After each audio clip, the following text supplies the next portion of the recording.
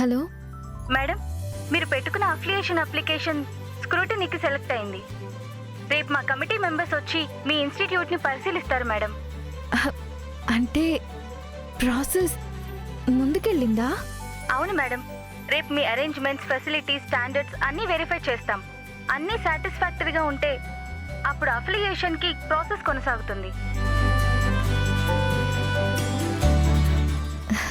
Thank you so much అండి. ఏమన్నారమ్మా? మావయ్య, affiliation committee వాళ్ళు రేపు వస్తున్నారు. మన ఇన్స్టిట్యూట్ స్క్రూట్నీకి సెలెక్ట్ అయింది. చాలా మంచి మాట చెప్పావమ్మా.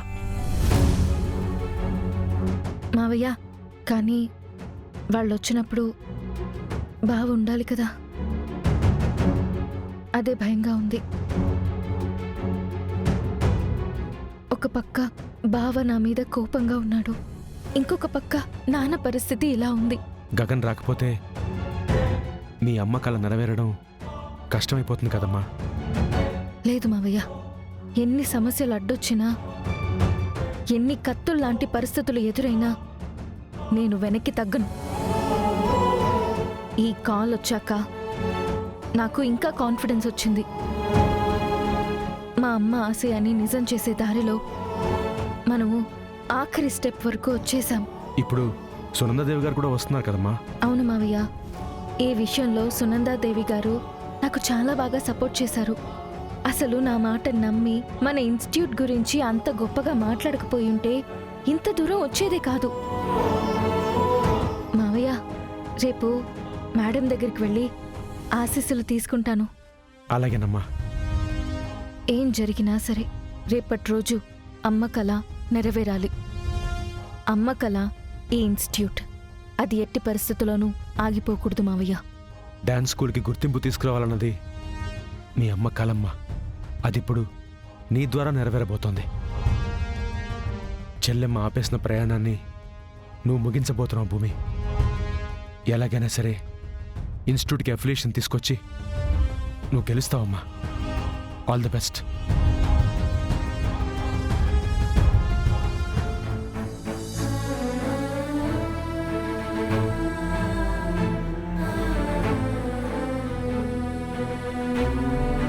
అన్నయ్య, చెప్పరా. నిజం తెలిసి కూడా ఎందుకిలా ఉన్నావు అన్నయ్య? నువ్వు కోపంగా ఉంటే నీ కళ్ళల్లో ద్వేషం కనిపించాలన్నయ్య, కానీ నీ కళ్ళల్లో బాధ కనిపిస్తుంది. భూమి తప్పు చేయలేదని నీ మనసుకు కూడా తెలుసు అని నీ కళ్ళే చెప్తున్నాయి.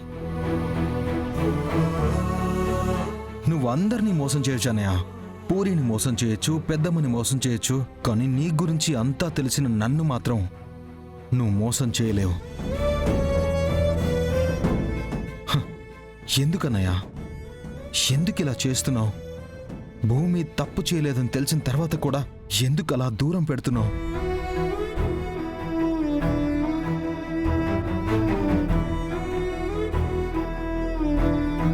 ఎందుకు ఇలా చేస్తున్నావు? భూమి కోసం. భూమి కోసమా? అవునరా. భూమి సంతోషంగా ఉండాలంటే నేను తన జీవితంలో ఉండకూడదు. ఏం మాట్లాడుతున్నావు అన్నయ్య? ఈరోజు నీ పెళ్లి ఫిక్స్ అయిందని తెలిసి ఎలా ఏడ్చిందో తెలుసా? అమ్మ నిజం చెప్పాక బావ వస్తాడు అని పిచ్చిదానిలాగా రెడీ అయిందన్నయ్య. కానీ నువ్వేం చేశావు? వెళ్ళి ముహూర్తాలు పెట్టించావు. అది చూసి గుండె పగిలేలాగా ఏడ్చింది. అసలు నిజం తెలిసాక కూడా ఇంత కఠినంగా ఎలా ఉన్నావన్నయ్య? ఎలా ఉన్నావు? కఠినంగా మారలేదురా. లోపల ప్రతి క్షణం చచ్చిపోతున్నాను. నాకు భూమి కావాలరా. నాకు భూమి కావాలరా, నా ప్రాణం కంటే ఎక్కువగా. కానీ నేను భూమి జీవితంలో ఉంటే తనకి జీవితాంతం తండ్రి దక్కడరా. ఒక ఆడపిల్లకి తండ్రి ప్రేమ చాలా ముఖ్యం రా. భర్త లేకపోయినా ఆడపిల్ల బ్రతకగలదేమో, కానీ తండ్రి ప్రేమ కోసం జీవితాంతం లోపల ఏడుస్తూనే ఉంటుంది. అయితే ఇప్పుడు నువ్వు దూరం అయిపోతే భూమి సంతోషంగా ఉంటుందనుకుంటున్నావా? హా? మొదట్లో ఉండకపోవచ్చు రే, కొంతకాలం ఏడుస్తుంది, నన్ను తిట్టుకుంటుంది, ద్వేషిస్తుంది. కానీ తర్వాత తండ్రి చూపించిన సంబంధం చేసుకొని తండ్రి, భర్త, ఆ కుటుంబంతో తన జీవితాంతం సంతోషంగా ఉంటుంది. కానీ నేను తన జీవితంలో ఉంటే తన తండ్రి కోసం ఏడుస్తుంది. తండ్రి దగ్గరుంటే నా కోసం ఏడుస్తుంది.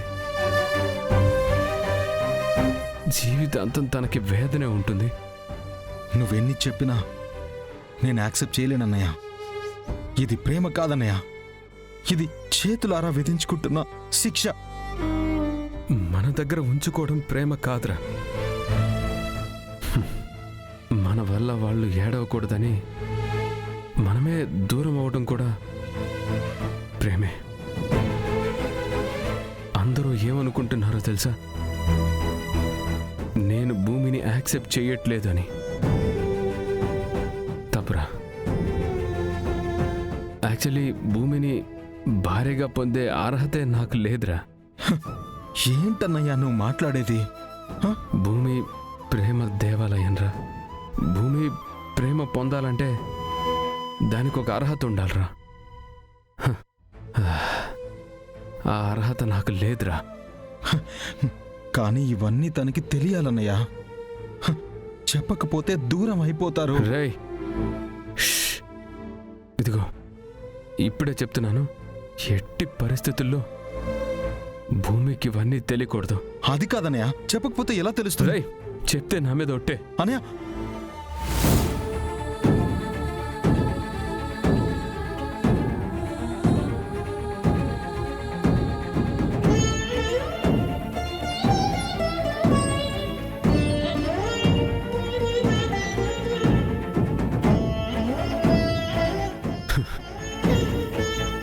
నేను భూమి కోసం ఒక్క అడుగు వేస్తే తను నా కోసం 100 అడుగులు వేస్తుంది.